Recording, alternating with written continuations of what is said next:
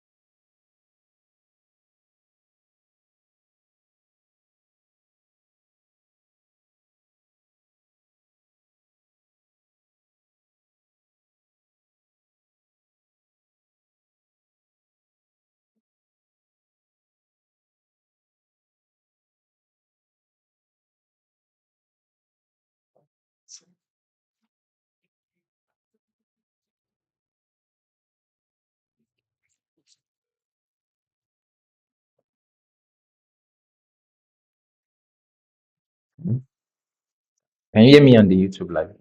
Can you hear me now on the YouTube live? Can you hear me now? Can you hear me now? Yes.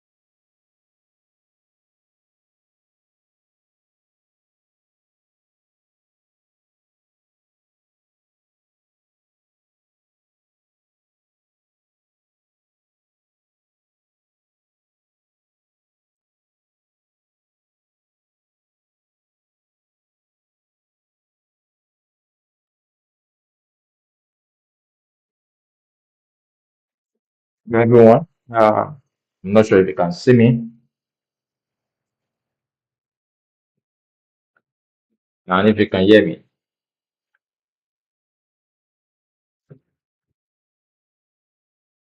We just quickly confirm and we'll get started.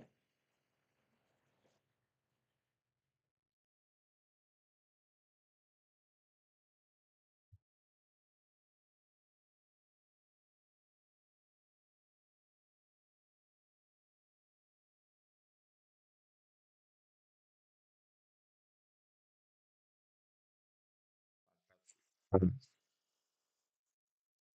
Sorry for the delay. I mean, we had some uh, technical issues that delayed us for some minutes, but I'm happy that we are good to go now.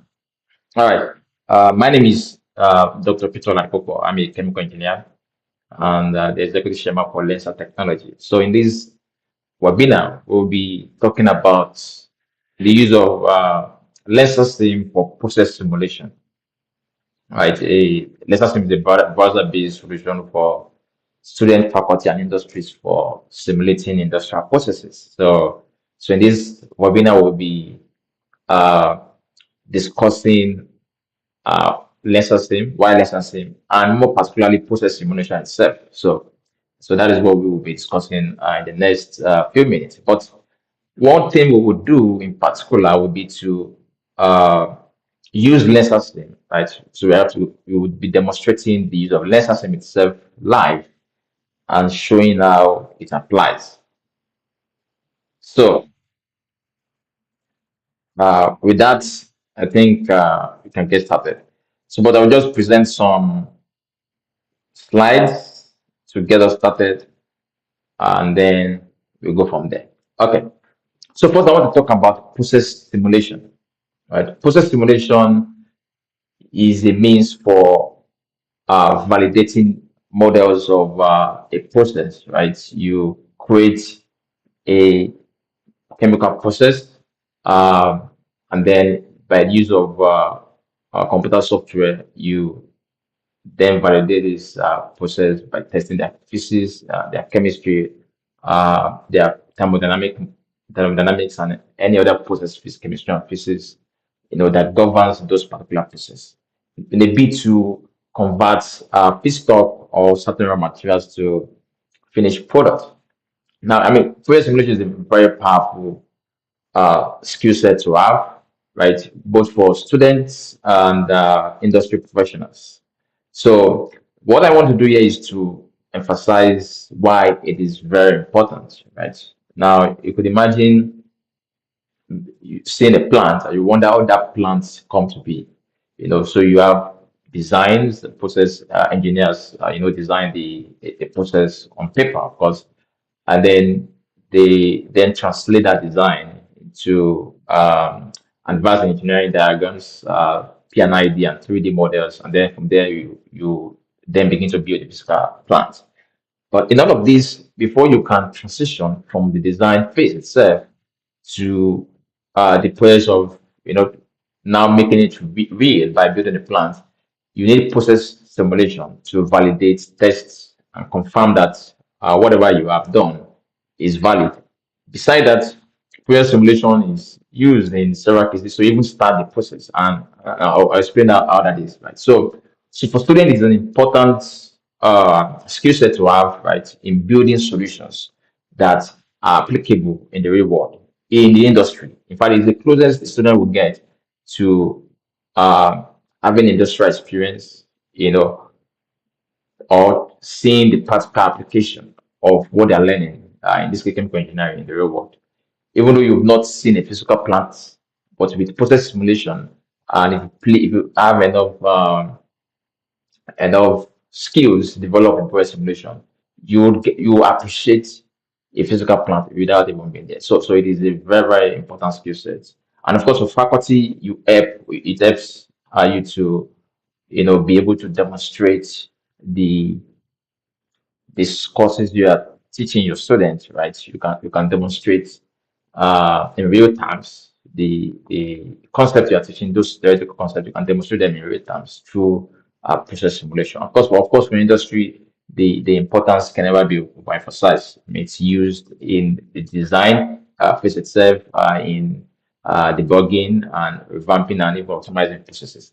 Now, there are the two. I'll talk about two key elements that ties to process simulation. Of course, process design. I've talked a bit about that. Is the complete engineering task, right, of turning a concept right into a buildable, specified process. And process, if you realize, I explained already, is the analysis engine behind every stage, right? In the design process, you start by, of course, defining targets, defining what you want to design. Maybe you want to convert some waste to fuel, for example. Maybe you have some waste in your kitchen and you think, okay, let me come up with a way to turn this into cooking gas, right? So that you don't, so they can get some value from that waste.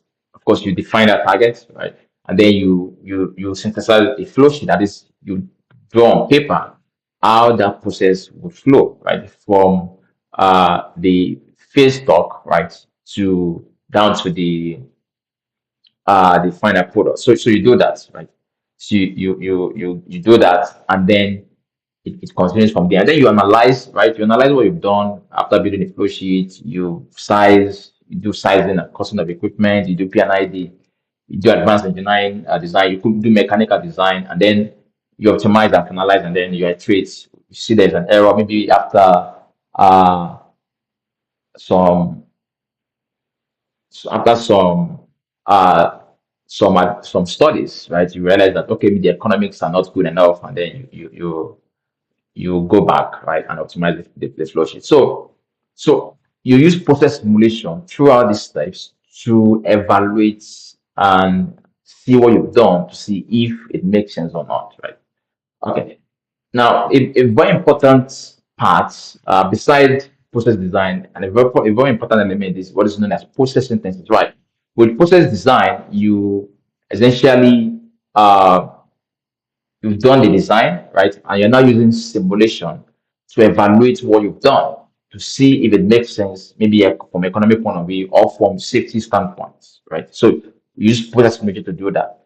But a very important aspect, right? In fact, I would say even more important than process design is process synthesis. Process synthesis is like the origination step for designing any process. In fact, like particularly for designing novel processes. For example, the example I was talking about maybe you have some waste in your kitchen that you would like to convert to fuel, right? So that you save money on cooking gas. Okay, so you from your waste to turn it to fuel. Now there are standard processes for doing that, right? You could work with those standard processes, and then you draw the flow sheet, right? And then you draw the flow sheet based on standard known process. Maybe there's a certain process that is used for doing that. Then you draw the flow sheet, and then you analyze with process simulation software, and of course you then realize, okay, I think this thing is too expensive. If I do like this, and then you can maybe change one or two things, still around the standard way of doing it. Okay, you could do that. That is would be the process application of process simulation with respect to process design. But for with process synthesis, you can say, okay, you know what, I'm just going to come up with, I want to develop, experiment different processes entirely, okay, that nobody has even developed for converting the waste in my kitchen to cooking fuel, right? And then you begin to play around that concept using a process simulation software or by hand, right? And then you begin to play around it, draw the flow sheet, you simulate severally, right? You go over it, you iterate, right? Until you develop something that makes sense.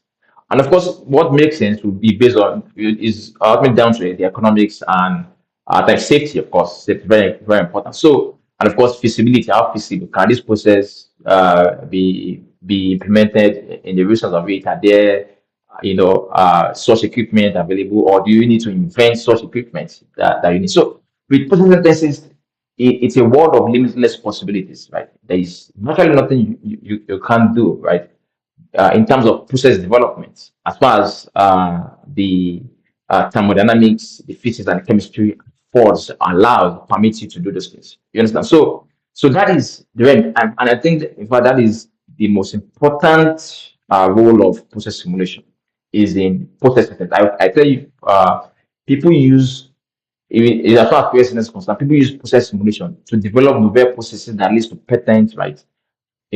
That leads to patents, that leads to commercialization of new technology. So I want to emphasize how important process simulation is with respect to process. So there's process design on one hand, and there's process synthesis on the other. So very important. So based on this, you realize that it is of utmost importance for a student to be conversant with process simulation, right? It's not enough to wait till uh, you get a job and then you start doing it. In fact, I believe if you are conversant with process simulation, of course, your employability is increased and you may get the job more easily than others. So this is very important for students. And of course, you can see from the statistics, right? For industry, of course, through process synthesis, by playing around processes with simulation, you can lower down operating costs, right? Because in the process of synthesizing different flow sheets, you can come up with a process that is, that saves operating costs, maybe 50% of operating costs compared to what you currently use, right? So, and then, of course, you continue to iterate or optimize the process because of process simulation and because you know how to do process simulation, right? And from certain policy studies, right, shows how students, right, are using faculties and teachers, while using simulation and virtual labs, right, to enhance the educational outcome for their students, right. And 90% of employers rate it as critical, right, but especially for engineers. This is for chemical engineers in particular, right. But for other fields, there are other ways of demonstrating, right, demonstrate the real what you would experience in the real world virtually. So for chemical engineers, it's process simulation, and also of course apply. It starts from there for any chemical plant. So it is very, very important to not just for students, for faculty, right, to enhance the educational outcome for your students, also as for industry professionals, right, for continuing to improve the performance of your plants, or even for designing your plants, or for even coming up with the web processes, inventing new processes and whatever. So having said that, now let's talk about LensaSim. So LensaSim is of course, a reach simulation package, right, within everyone's reach. And the gap that we found that led us to create LensaSim is for that process simulators, of course, they are powerful, right? It lets you do all these things I talk about. You can do process design, you can do process synthesis with process simulator software. Now, they are expensive. These are very expensive software. In fact, when I was an undergraduate, we don't have access to this software. And in my final year, I mean, even getting that, we have to pay for some training, right, to learn it. And also, even after paying for the training, we couldn't even really access the software per se. So it's cost a lot of money, cost tens of thousands of dollars, right, to secure one license for a user. So I mean, so it means there is no students. I mean, imagine how will a student get access to such an important software, right? And even for campuses, they give them limited use for those licenses, and at the same time, you still need to pay. So that means even though why some schools could pay for it, right? Pay, maybe you pay $7,000 for 10 students or for 50 students, right? But not even every school can even afford to pay, even if it's $7,000 for 1,000 students. So the accessibility is not great. And of course, like I said, it's a core employability skill, and yet many students never get freelance access. So, and at the same time, faculty lack easy shareable tools to run a class, virtually. So this is where LensaSim comes in, right? LensaSim is an answer we've created to provide the access. It's free to start, right? It's affordable. You don't need to install any license, right? You don't need to pay for any license. You can just go to lesson.com and start, right? And that's what we're going to do next, right? And you can even get certifications to present to employer. I mean, after you pass some assignments and test, to show to employer that indeed you are skilled in the use of process simulation software to do either process design or process synthesis, right? And faculty can use it to upskill their students and all that. So our mission is to put real process simulation in the hands of every student, teacher, and engineer. So it's that simple. Yeah, so and that's what LensaSim about. So this is the end of my slide, and now we'll proceed to lensasim.com to actually to show you around how that platform works, and we do a few examples. Okay, so I'll stop sharing this, and then we will go to lensasim.com.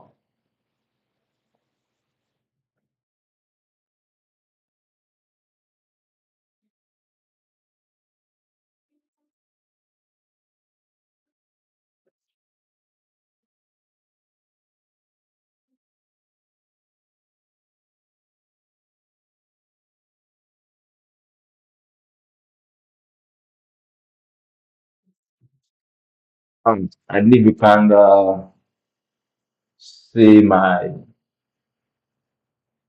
screen for lensasim.com. All right. If you can see it, yes, we just proceed now. Okay, so this is lensasim.com, and what you could see is that I have signed in, of course. You could see that it's telling me welcome back to Telecopa. Okay, but even if you're not signed in, if it's anybody, you can just click on start simulator for free, and you can get started immediately. Right? It's that easy. However, for this exercise, I'm going to open the simulator, right, and then show us how the simulation is done proper. So you can, I mean, at your own pace, time, go to the website itself, go to all the home page, right, to see what it's all about. But for this, we're just going to open the simulator, okay, and get started.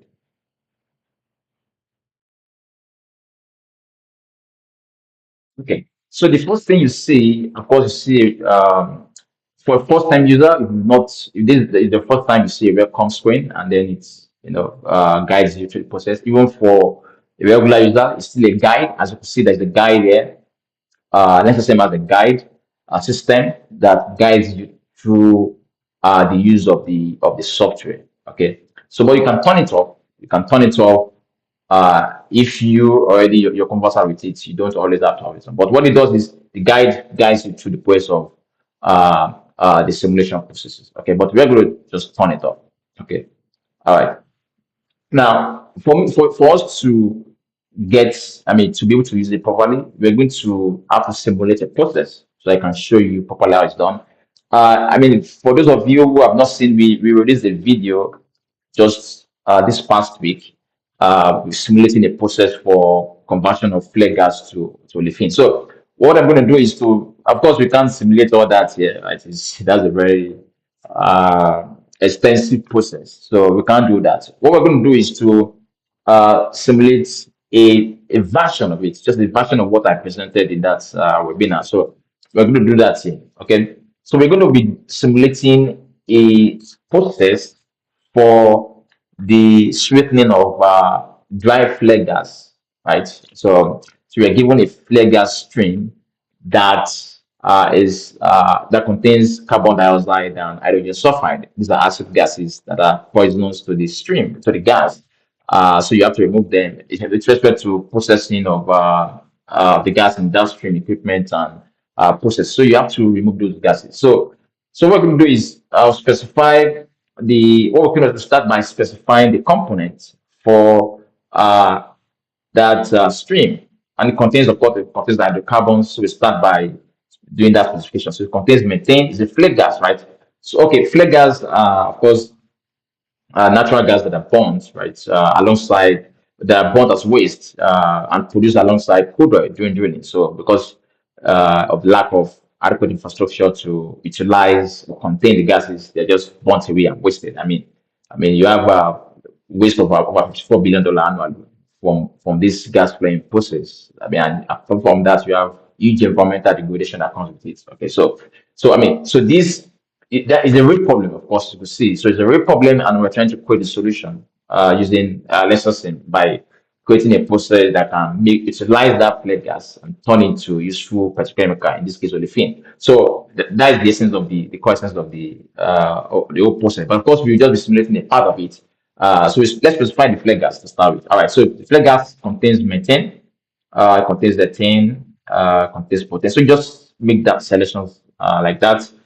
I can go down like this. It contains isobutane.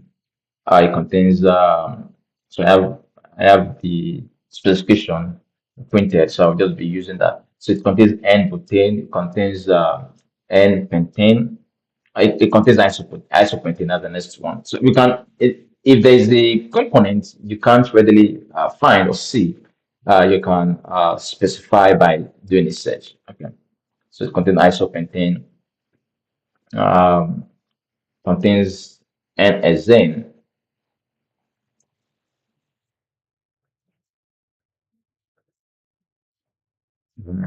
Next is 10, that's C5, 6, 7 system rather. C7, and then contains octane.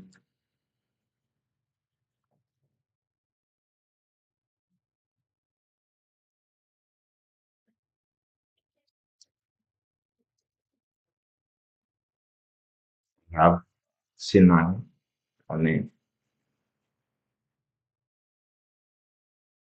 Okay. And then there are other species like nitrogen,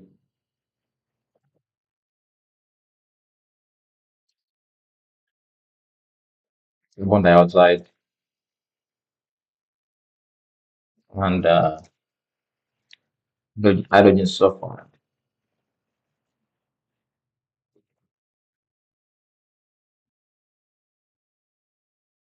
and then water are contained in that.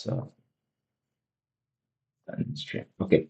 Now, so before I move forward, let me quickly say something. So you will see that in LensaSim there are four environments, properties. We are in properties environment. Is the very first place that the software leads you to when you open it. When you open simulator, start by clicking start simulating. But there are other four environments: is to see simulation, analysis, and economics. So we go through each of them as we go along. But the very first place or the very starting point for simulation, any simulation, is the properties environment, because that's where you specify the component. In this case, see what we've done: specify the component in that flare gas stream, right, from methane to the heavy hydrocarbons or to water.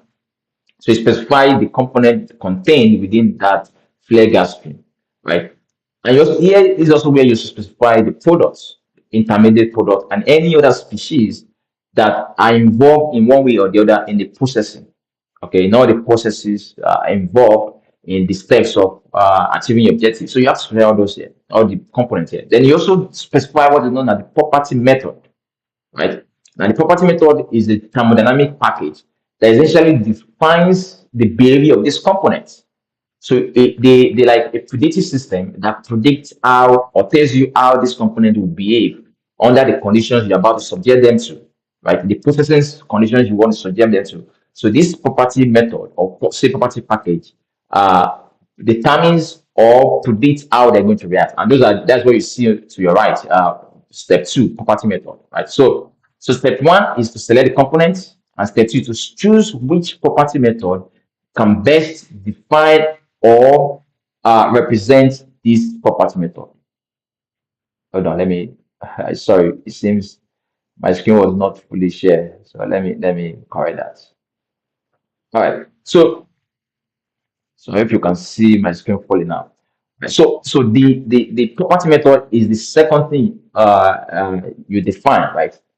To define the behavior of the components, how they would react, how they would behave under the condition. So we can always come back here to change things, right? To add more components. But for now, we've only specified the composition of that feed. So, and let's say have something it can suggest to you based on what you specify the property package you choose. In this case, telling us we should go with pengopsin, which is correct because pengopsin is used for petrochemical uh, composition like this, obviously is typical, right, for petrochemical applications, especially that involving gases, right?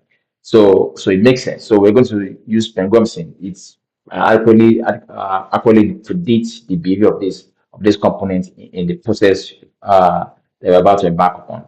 All right. So once we do that, the next thing is then click on continue to simulation. Right. So what it does, once you do that, it then brings us to the simulation environment. That's the second environment, as you can see. Right.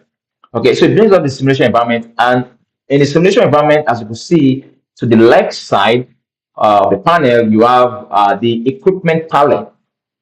So this is where you have various models of equipment that are representative of the typical equipment you could see in the real world. Okay, so like mixer, splitter, heat transfer equipment, like a furnace, heat exchanger, a cooler, and what have you. Pressure changers like pumps, turbines, valves, and I mean, all, and different equipment. Then separator equipment, including flash drums, three-phase separators, distillation columns, different things, and reaction models like stir tank reactor, plug flow reactors, equilibrium reactors, Gibbs reactor, equilibrium model reactor, and solid handling like Miller filters, cyclones, and different things. We also have things for electrometallurgical process to do things like electrolysis, hydrometallurgy, polish reactor, smelting, and water solvent extraction, and what have you. So the left column is where, in that simulation environment, is where you have the equipment palette, and to the right is where essentially you see what's going on as you progress in the simulation. Like when you open a feed, you want to specify it. To the right, you see what's going on, and then you can do the specification. Okay, so now, so again, remember the objective of this simulation exercise is to, again, the overall objective is to convert flare gas to olefin, but we are not doing all of that. What we are trying to do is to sweeten and to purify the flare gas stream. So the flare gas stream, as it's coming from the wellhead, contains some impurities that will be dangerous to downstream processing before we get to the point of step of producing this olefin. So in particular, it contains hydrogen sulfide. You can see to my right here, you can see it has hydrogen sulfide and carbon dioxide, right? And it has water. Those three, the goal of this solution is to remove those three: carbon dioxide, hydrogen sulfide, and water from these from the flare gas, so that we then have predominantly an hydrocarbon gas stream that is suitable for that operation. Okay, because they are dangerous, and I will explain to you why. So to start, let's start by first, we've specified the component in the feed, but by actually properly now defining the feed. Properly defining means specifying the temperature, pressure for the feed. Because of course, a feed that is coming in, we have to come in at the defined property. It's coming in at a certain temperature, it's coming in at a certain pressure. So, and of course, certain flow rate. So we'll go to the palette again, and then choose the feed, right? So here we have the feed. Just click on it and you see that, right? Then by as of course, as you can see, readily see, because by just clicking that field, the specification form is open to the right. So I specify the temperature, and now these parameters like the temperature, pressure are things you just research. I mean, that's what a process engineer does, right? You do your research, find out the typical condition for this, right? So I've done those research, and I'm just going to specify what I have, right? So the typical conditions, the temperature for a flare gas is 35 degrees Celsius at a pressure of 31 bar. So I'm going to change this first to bar, right? 31 bar. Okay. So that is the temperature and pressure. And for the flow basis, I mean, we have different flow basis there. As you can see, it could be move flow, mass flow, standard gas volume, or actual volume. So typically for gas, flare gas or the carbon gases, standard gas volume is applied, right? It's typical. And that's where you specify things like their flow in standard cubic feet per day. So in flow rate again, you change the units. We're going to choose million scarf standard cubic feet per day. So we're going to use the value of assumed value flow rate of 20. That is, we're saying that 20 we have access to 20 million standard cubic feet per day of flare gas entering our process, right? Then here we specify the mode function. What we did in the under the parameter environment was to only to identify or specify the component, right? But here we have to define the composition. That is how much methane that is in that stream. What fraction of that stream is methane? What fraction is methane now? So again, you do your research, find out what that is typically. So for methane is usually it's what I have is 0.908. Okay, for ethane is 0.105. and propane 0.04582. You have isopropane 0.007859. Then N-butane of 0.008609. N-pentane of 0.002643. Then isopentane of 0.002981. And hexane of 0.002806. Then N-pentane is negligible, but it has to specify it's 0.001623, and an octane of the higher the carbon now 0.003818. Then you have nonane C9 of 0.001468. Okay. And nitrogen 0.006107. How about the CO2? 0.02509.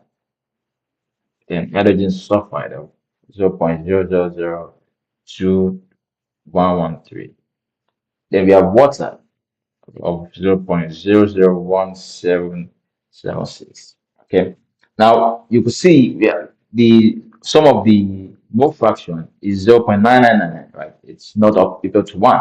So that's why we have a normalization button here, because the mole fraction must sum to 1. Okay. So you just what you have to do, just click on normalize, and then you have everything normalized, to 1, right? Okay. Now, I should also mention here, as you can see here, we have a feature here that allows you to change the property method. Because the thing is, although within the property environment, you specify a generalized property package for the entire process. But in reality, as you simulate the process, some units, require different properties package to solve them, properly solve them, right? Of course, as the simulation progresses and maybe you create new products, create different species, the behavior changes with the unit. So at times we want to change the property method. So these forms, yeah, allows you to do that, right? You can change it, but for now we leave it as Pengopsin, which is suitable. Okay, all right. So we specify the field.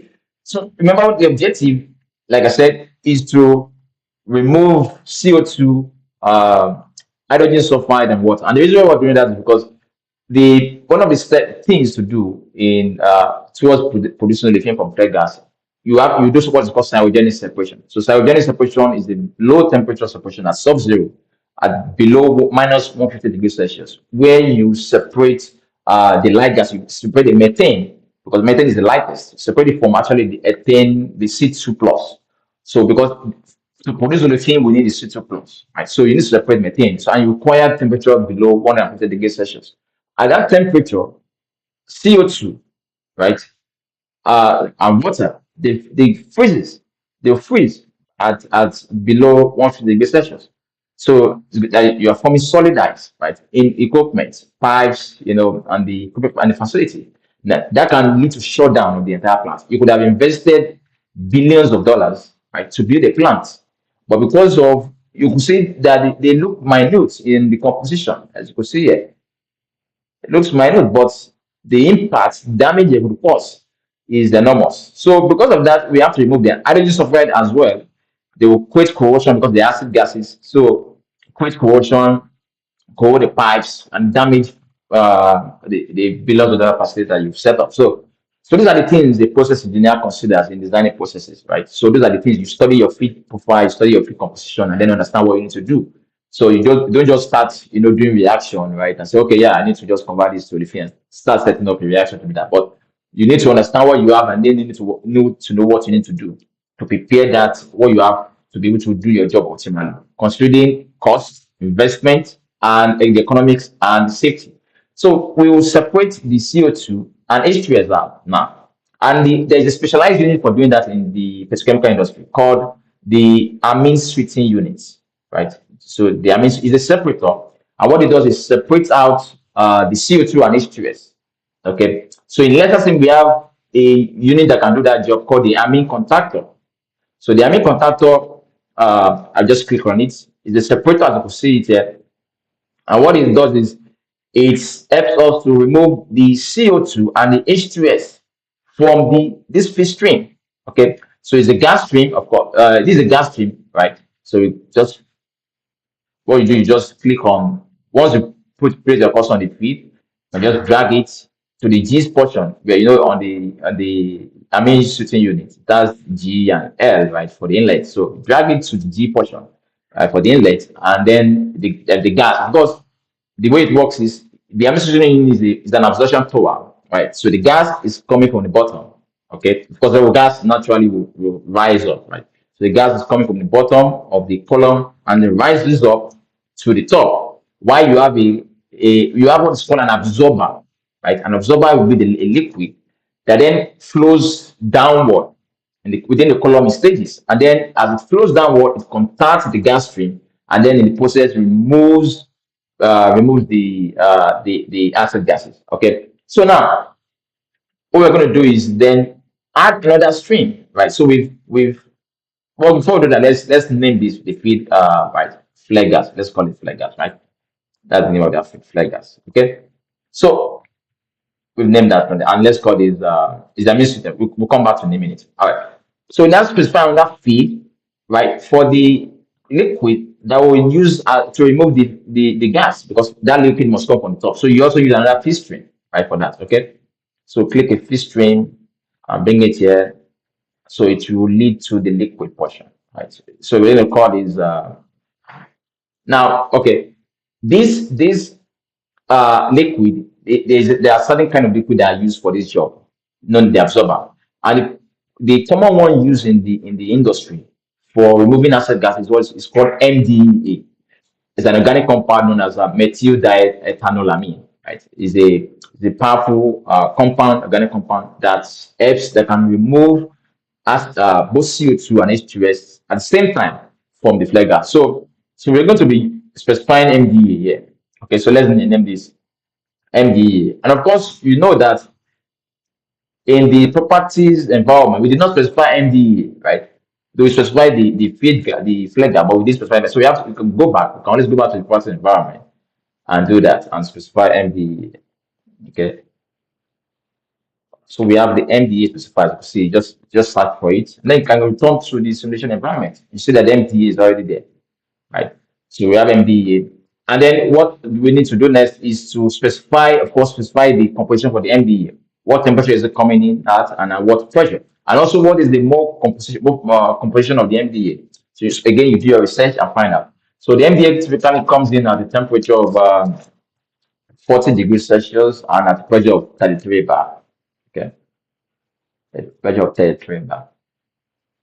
Right now, and usually in volumes, actual volume basis, right? Hold on, send the so it's actual volume basis rather than standard volume like for the gas of 15 specifying 15 meter cube per hour. Because again, these are not. You may wonder how do I get this number? All you have to do is just do research, find out what makes sense for this kind of process, and then specify them. The conversion basis, we're going to use mass factor now. The MDA liquid solution, right, is not coming in as pure MDA. It comes in with some amount of water. So it's usually typically a mass fraction basis. So I just did that actually. So specify the mass fraction. Usually comes in as 45% MDE with the rest being water. Okay, so it's 45%, that's 0.5, right? In terms of mole fraction.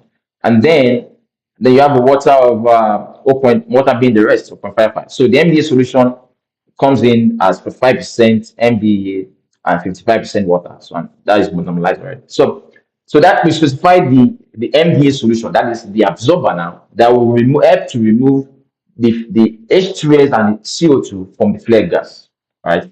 Of course, other thing we need to do is specify the products. We specify the bring out the product streams, okay? Of course, naturally, as the gas is coming from the bottom, it will exit at the top. So this will be the gas. So this will be we'll call it sweet dry gas, sweet flare gas, right? Or just call it sweet gas,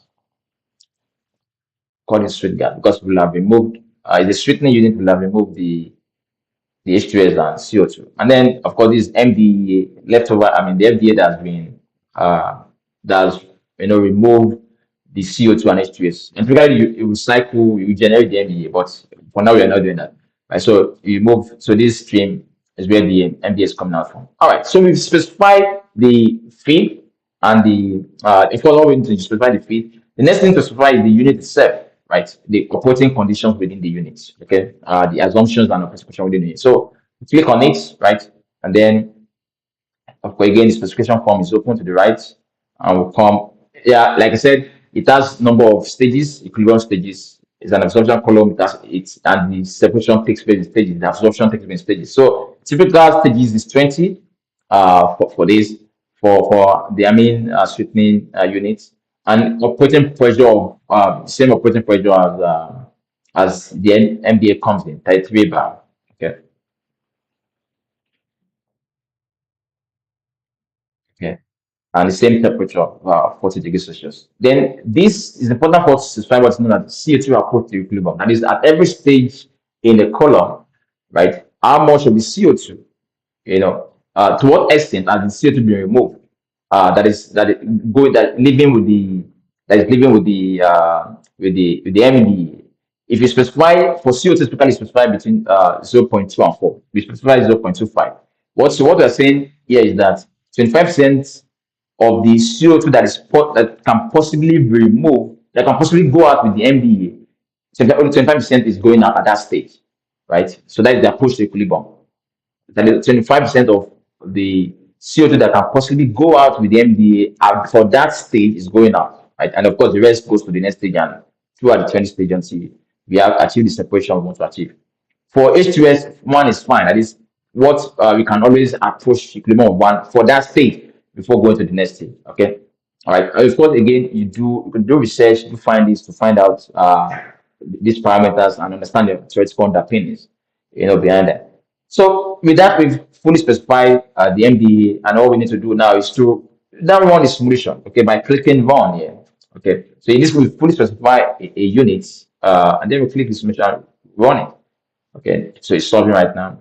Yeah, so it's converging to 2060 milliseconds. So we've solved the flow sheet, right? So you could see, let me show you what we have. Again, understand the objective is to remove CO2 and H2S, right? So let's see if that has been done. Okay.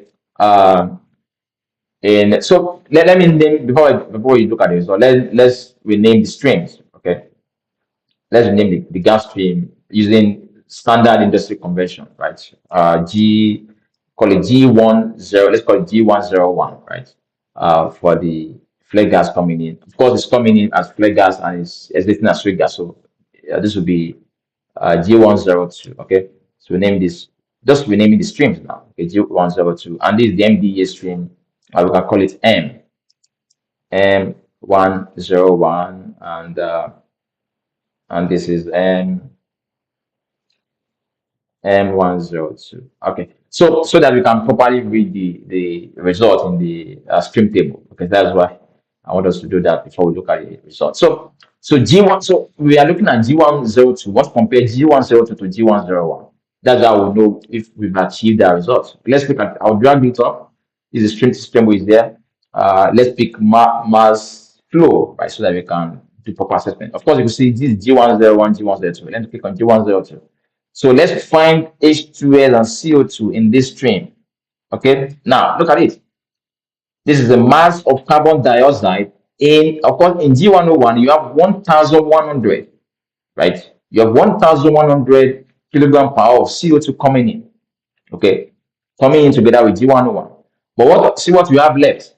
We have 4.859. That is over 99% of that, of the CO2 has been removed from that stream. Look at H2S. You coming in with the stream is 7.174 kilogram per hour. So you see it, right? But see what is living with G102? Zero. So we've virtually removed all these H2S. So we've achieved for CO2 removal, 99% separation is fine. Okay. You can always do a research, find out what makes sense. And what you can always do, and that is the essence of the analysis button. The analysis button helps us to do what is called sensitivity analysis. Okay, let's say for example, you maybe this is 100, maybe, and you've only maybe we only achieve 80%, right? Separation. Of course, you know that is far from the objective of say 99%.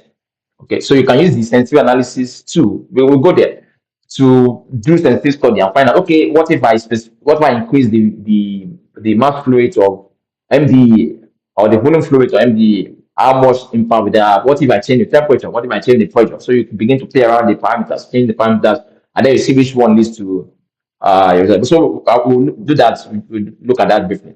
Okay, but you can see what I'm trying to say right now. We've achieved the objective of removing CO2 and H2S, right? So that's through the power of LensaSim. Okay. Now, so that has been done. And then the next thing, of course, I told you we also need to remove water. So is removing CO2 and H2 is not enough. So we need to remove water. So we still have 34.72 kilogram per hour of water in that stream. So we have to remove water. And so we need to send this gas to the next stage to remove the water. Otherwise, ice will be formed and will damage our equipment. Okay. So a typical unit used for doing that in the industry is called molecular sieve dehydration unit. Okay, we don't have that in LensaSim. So I specifically wanted to demonstrate this because so that you know what a process simulator does. So a process simulator is, of course, an engineer that understands the process, you understand, and then understand what you want to achieve, and understand, given the limitation of the tools you have, which model right best approximates this tool in real life. Because in LensaSim, we don't have that particular unit for doing this separation of water. That unit is called molecular sieve dehydration unit. And what it does is an adsorption tool. And what it does is it collects the water on the surface of an adsorbent, zeolite, right? So we don't have that particular unit in SSM. But again, we understand that what we need to do is to remove water. So what we can do is to find a unit that can do that job for us. As long as it's able to calculate the material and energy balance properly, effectively, then we are good to go. Okay. So, and that unit is a component separator. All right. Okay, the separation process. So let's find yeah, you have it here, a component separator. We click on it, and with the component separator, we can remove the water. Okay, so all I do, I just send this to, okay, send this to the component separator, and then of course drag the product out. So there will be two product stream.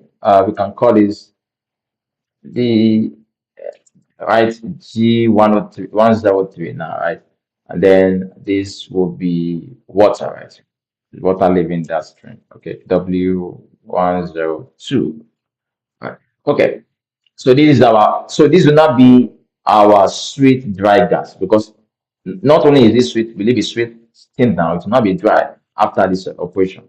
And this is just water. So so all we have to do here with the feed is itself is self-specified because the product stream is already specified, it carries the conditions of the condition as this unit. So it's self-specified. You don't need to do anything there. All we have to do is now just specify the units. Okay. Our replacement, let's call it our replacement for a molecular sieve dehydration unit. So number of product you can only change this, but what we need is two, just two that gas, number of product outlets, right? And water. So balanced product received remainder will be the unit, the stream of G103 and 103, W102 that receives the remaining products. Okay. Of course, we want removal of the water from G1, want it to be removed completely from G103. So the remainder, and we want it to be sent to the water stream, W102. So the remainder will be left in G103. So the product that we receive the remainder is product one. Assuming with, for example, we are not able to remove 10%, the 10% will send to product one, that is the gas stream. Okay, but we want to remove everything. So we're just going to say this mole fraction. You are specifying the split fraction, like how much of this component is being removed. So let's completely remove the water. So you're going to say it's one. Okay. All right. Okay. So with that, you fully specified it. You're not doing much. Just fully specify that unit, and you can run it. Okay. So let's see what we have. So G103. Let's see what the composition are. So G103, of course, we remove H2S and CO2 earlier. So let's see what we've done with water. Let's see, this is what, as you can see, no more water, there's no more water there. So, all right. So with this, we've achieved a goal of having what is known as the sweet dry gas, right? The sweet dry gas that that is not suitable for downstream processing because we don't have water that will form ice, damage equipment. We don't have CO2 that will also lead to ice formation and also formation of corrosion that will damage equipment. Nor do we have H2S that will also another acid gas that will form, lead to corrosion and damage equipment. So this gas is suitable now for the next steps in the process. Of course, this is where we stop for ensuring this simulation. You can go to our YouTube page. You see the webinar. It's a series in series, and we've done it part one, and we continue to do the remainder. So with this, I just quickly showed you how simulation. Of course, there are a lot of things you can have 100 flow sheets, develop, take your time, and do different things. Okay, so with that simulation, we're done with simulation. Like I was telling you quickly, I know we don't have much time. The analysis section can be used to run different analysis, right? You can say, okay, come here and let's set up some, see if you can quickly set up case study. You can do case study, right? Okay, for example, the MDA, the which unit now? Let's say the amine contactor. Okay, I want to say, okay, what if we change the equilibrium stages, right? Let's say we change the equilibrium stages to between 16 and 24, right? Or in point of one, right? From 16, okay, let's 5 points, sorry. Right, that is from 16. If it's 16 stages, what will happen? If it's 17 stages, what will happen? Just different, and you want to watch the stream property. You can choose the stream. What will happen to G102? Okay, one because the G102 is the product that relieves that unit, and then you go, okay, what's the or let's see unit results. Okay, let's see. I mean, it can be different things. All right, try to see what's say. Let's take with stream property. Okay, so G102 and see the mass flow rate, the molar flow, and then you run it and see what will happen.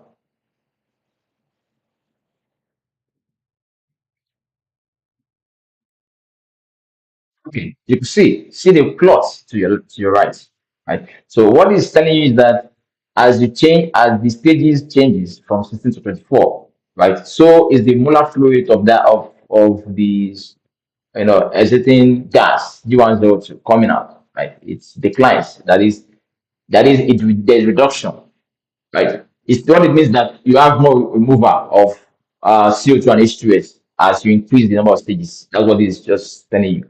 But of course, in LensaSim, these are just they still we don't have much you can do right now. Ideally, we would love to be able to actually track what is actually happening to H2S and CO2. So watch out. We develop more of that. In the future, you'll be able to do more specific analysis and case study. But generally, what it's telling you is that as you increase the number of stages, the higher the number of stages, the better the results you get, right? With respect to sweetening the gas. All right. So that's that. Okay. Of course, the economics session as well. I mean, it does the job of quickly calculating the economics for you. Can calculate capex, right? Fixed capital. You can change the specification. I mean, of course, you can. I mean, do design further design, specify the as you can see, it changes when you specify the size, just random size. Of course, you need to do some calculations, specify the size of the equipment, specify the material of construction. Okay, what depends on the material that's suitable for that. Specify capital cost factor, for example, right? And with that we calculate uh, the value for you for the cost of equipment. You can change it. You can change it and see how that value changes, right? And from that, you can do text analysis. Just want to quickly go through because we don't have much time. You can do text analysis. You can do, I mean, run the plant based on specify the prices of the products, depending on the product you are after, right? You're selling. Okay, specify the products, and you can run operating cost analysis. Then you can do profitability analysis. You see, generate all of that for you seamlessly. Okay, based on what you specified for capex, opex. You can modify assumptions here. This was the assumption it was using in the calculation, but you can always change those things. And you can generate a TA report. Okay, you generate a technology report, and you know what, generate all that for you. Okay. As you can see, just generate that you see the flow sheet, generates nice, beautiful flow sheet, right, for you, right? Generate the sizing, generate operating cost and revenue, generate profitability analysis, generate sensitivity, study the result that you've done. So create a comprehensive report. And you can, in fact, also create that report. You go back to the simulation environment, uh, you can generate reports here, right? Generate design reports, click on generate design reports. Gives you, again, just similar to what we have earlier, right? Nice flow sheet, right? More defined than for especially for the streams, right? Than uh, the TA report. The TA report is majorly economic report. Okay. So very nice thing it does. All right. So that's for simulation and the environment and what we have here. And the other things you could save. Okay, you could save it to browser, and you save it, and you see your project is saved. I mean, we didn't title it, so you just name it. You can always change the title here. Okay. You can just say play gas one or whatever. Okay, and save it and see what you have. Okay, and you can also publish to gallery. You could publish your work to a public gallery where people can see, your colleague can see what you've done.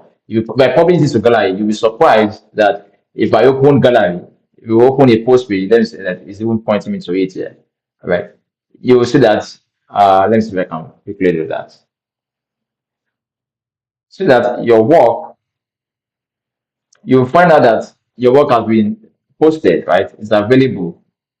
Uh, This is one of the works that's okay. That one has not been posted. This was a work that was posted by someone, right? So you can see that your work will be found on the gallery, and it can be accessed by anybody.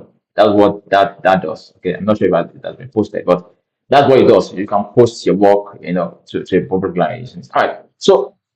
Um, so we've done, I'll just leave this simulation environment. We are done with that. Other things I want to quickly show us, we go back, is we have okay, you can access the gallery again here. You have the learning platform. Okay, let me see if I can show us the remaining things in 10 minutes, right?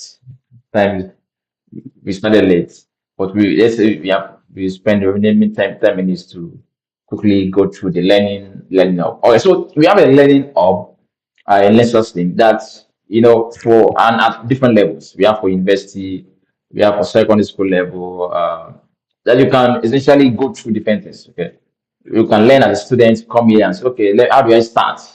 How do I even get started with um, simulation? So you can click on anyone, right? Take you is the lesson, right? And it takes you through the process, guides you, right, through the entire thing. You need to answer some questions, and then you know, let's say whatever. That's it. That's correct. I just choose to pick anything, but it's correct. So then you continue, right, and then it takes you. Then you start in the simulator. So after it takes you through some theory, right, and then you can start in the simulator, and it's actually, as you can see, you are following a model, right, that's been preset based on that course ethic, and you can go through do different things. You understand? So that is one thing. Let's go back to so let's go back quickly to check other things. So again, learn. You can. What else can you do? Right. If you go to my learning platform.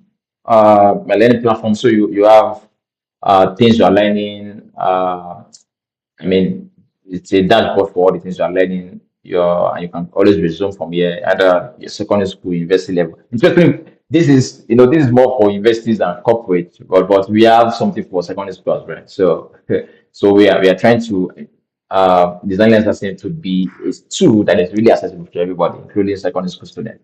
All right. So then let me show you quickly something on the dashboard. You come to the dashboard, or before I do that, please, you click on under your name, the classes.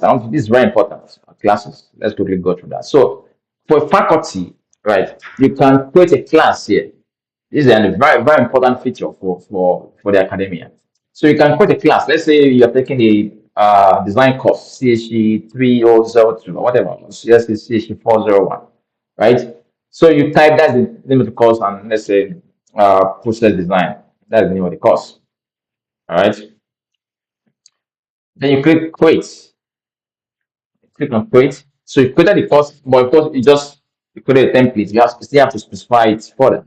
So you come here, you click on create, and you can set assignments. Okay, the other things you can do, you can set assignment, and we have an interesting AI feature that can help you to generate assignments. You can create assignments. You can fill the, of course, you have the form to fill, right? Fill the details of. But interestingly, you can use the AI generative AI assistant to type something. Okay, let's say create an assignment for just let's just try that. Create an assignment for simulation of flare gas of like what we just did now, removal of acid gases from flare gas. Okay, let's just ask you to create that assignment. All right. So yes, just create. Yeah, it's asking what type is university level, difficulty standard. You can check it for the change the difficulty level, and then in four parts. Just click generate assignment. Okay. So you just need to wait for some up to a minute and see what happens.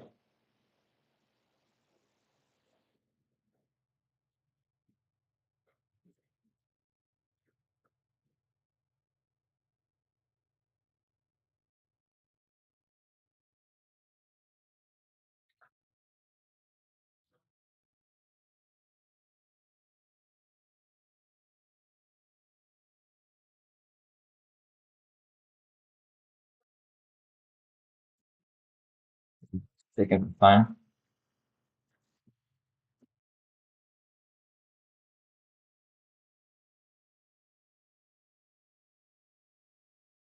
So taking this time because it's going to build. It's what it's going to build the uh, the content right for your assignment and also the basis for the code sheet. So it's taking some time to do that. Okay. So and of course once you've done this, you generate code. Once you set a class, it generates. I'll show you that generate a code that you can then share with your students, right? And they can just come in and take the class. It's taking so long. Okay, good. We have it done. Right. So as you could see, initially fills up the form for it, right? Instructions, refinery flare gas delivers 100 kilomole of power of saw gas, right? 85% more methane, 10%, just give you something like that. Right. And before the gas, and you can change this, you can always edit it yourself, right? It gives you a template, you can I see what it's doing, just what we just said now, I did now. My starter pushes the pre-wire flare gas feed and the lane admin feed, right? Send out admin contactor. Yeah. So see exactly what we just did. And then you divide the task into parts, specify the conditions that the student needs to use in specifying the flow sheet in part 1 to 4, right? And then you can do that and then see specify different level how you want to grade it, steps to specify grading system for the flow sheet, right? And then int for the student. And once you've done that, just check through and see that everything is fine. Then just click on create and publish, or you can save as draft. Okay, so create and publish. Yeah, so your assignment is created, as you can see it here. Okay, so you can click on it. So you can see the acid gas removal from flare gas by amine absorption. All right, so a student can, of course, you yourself can click on open starter, to just start the submission itself, and you can see the number of submission. No submission yet. Okay, so we can go back and to the code that what I was telling you about code. See, this is the code. So you can copy this code and send to students, to join, and you can send their invite link. You can send invite link as well to them. All right, so that's for a faculty or a teacher teaching project simulation. So you can use this same to create assignment, create different things that they can use. Further for students themselves, right? Let's go back to classes. For students, yeah, as you can see here, you can join with a code, right? I'm not sure if I copied that code the other time. I'm not sure. Let me, okay, I have it here. Okay, I'm going to copy that code. So I'm going to go back to classes. Yeah, I'm just going to paste that code there and then join. Click join.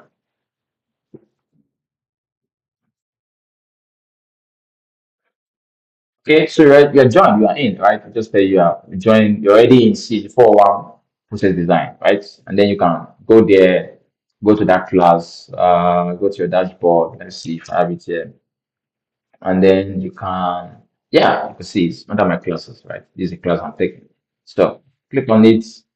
Then you can, take the assignments. I mean, it's showing for me both as an instructor and as a student, but for a student, you won't see the instructor part aspect, right? So you would then come here and can take the assignment. As I said again, you just click on it, read the instruction, open starter and simulator, and then do that, right? Then we have certification. I think this is more suited for industry professionals, right? Maybe you want to upskill yourself and you want to present yourself as more employable. You want to you are preparing yourself for promotion, right? And you want to demonstrate that you mastered one or two more things in with respect to process simulation. You can help the company save money, right? You can help them save millions or billions of dollars, right? Because of your expertise in employer simulation. So you can take these courses. We are still developing more, but you can start with a process simulation associate, a process simulation professional. So you can take those courses and I mean you would go to them, take some modules, take some assignments, and we use certificate to you. Okay. So let me see what other things that can show us. Yeah, the gallery. Okay, I'm talking about gallery. Let's see if I have that. Yeah, I was talking about the gallery. Look at it. So the one we just simulated now is there, as you can see, right? Because see, it's right there. Okay. So the gallery allows you to, you can create a portfolio, right? You can sign in, create a portfolio, and even share a link with an employer. That I've done some work with LensaSim, created some processes and see my portfolio here. And they can see what you've done, right? They can assess it and see that yes, indeed you know what you're doing as a process engineer. All right, I think that will be the last thing I would show. I'll be talking about. So I think with that, we can see we come to the end. I'm not sure if anybody has question. Maybe we can take it for 5 minutes before we can drop your question in the comments session, and let's see if we can take one or two questions.